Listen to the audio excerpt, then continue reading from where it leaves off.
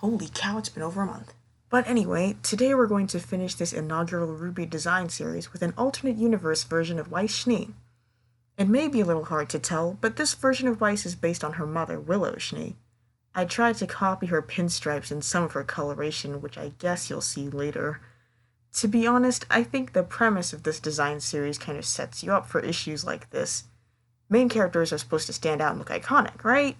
Meanwhile, their parents, who are usually background characters, don't have to look quite that good.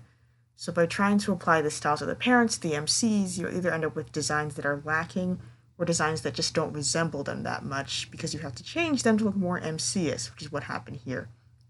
But enough of that. Now, it's story time. To be honest, there's not a lot of difference from the canon in this Weiss's backstory, it's just that some of the roles are switched around. Weiss still comes from an important and distinguished family with a legacy to uphold, and a lot of pressure is placed on her to be strong and perfect. But this pressure comes from her mother, not her father. The Schnee family in this AU is essentially controlled by the living member with the most mastery of their hereditary semblance, and right now this is Willow. She is the CEO of the Schnee Dust Company and a powerful huntress whose abilities are respected and feared, and she expects all of her children to live up to the standards she has set. Now, Weiss is a talented fencer and glyph user, but her total inability to summon is a constant source of embarrassment for her. Her mother is always comparing her to Winter and treating her as inferior, and she finds it deeply frustrating. So she decides to go to Beacon in the hopes that formal training in a new environment, which just so happens to be in a different kingdom far away from her family, might help to awaken her power. Willow is actually in full support of this decision, and essentially tells her not to come back home until she can summon, and the rest is history. So what do I like about this new backstory? For one thing, it makes Weiss's summoning a part of her story from the very beginning, not something that just gets tacked on in Volume 3 so she can have another issue to deal with now that she's done being racist. For another thing, it makes her journey as a huntress more relevant to her upbringing. In the canon, we're told ad nauseum that Jock Schnee, her father, controls every aspect of her life. She does what he wants her to do, she is who he wants her to be.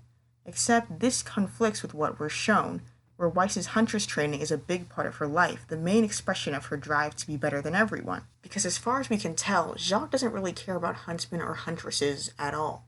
Logically, you'd think he would at least try to interfere with Weiss's huntress training and force her to focus on the family business.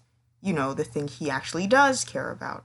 You'd think that Weiss would have to train as a huntress in secret, to have to completely abandon her family name in order to attend Beacon, with no financial support from her father from day one.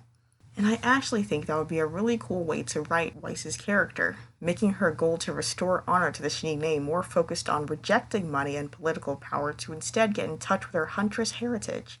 Basically, I think that's the Weiss we should have gotten.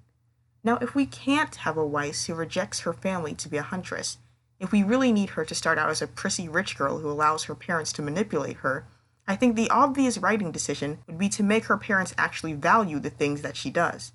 They should want her to be a huntress. They should want her to go to a huntsman academy and be the top of her class. It should be clear that she only wants these things because they have spent her whole life telling her to want them, and she's trying to live up to their expectations.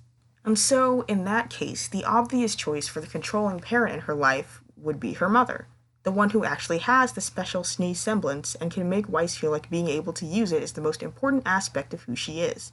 I think basically what I'm trying to say with all these words is that Jacques Schnee is totally divorced from all the most important things about Weiss's character background, and it really doesn't make any narrative sense for him to be in charge. It makes even less sense for Willow Schnee to just quietly submit to everything he does. The Schnee name and legacy belong to her. The power belongs to her. By all accounts, she should be the one with the most influence in their marriage and family dynamic.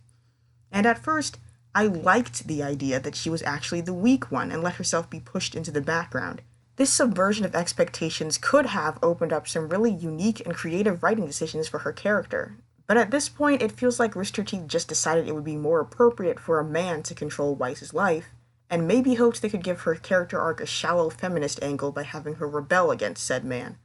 And so Willow had to be sidelined for this to work, and they didn't put any more thought into it than that. I think it'd be a lot easier to just leave Jacques out of the equation entirely, though. Like, he can still be an opportunistic weasel using the Schnee family's prominence for his own selfish gain, but the whole family doesn't have to revolve around it. It'd be much more in line with Weiss's character to put the focus of her home life on its facade of perfection and greatness, and for that, I choose to put her mom in the starring role. So yeah, that's Weiss, and that's the end of this little redesign series. I hope you enjoyed it. Next, I'm going to try to do some more casual stuff so I can hopefully upload more often. Like, instead of coming up with a design series specifically for these videos, I'd like to try making videos about the designs I'm doing in existing projects. We'll see how that goes. Anyway, thank you for watching, like, subscribe, whatever, and check out my Coffee page gallery to see the finished pictures in these videos. Till next time!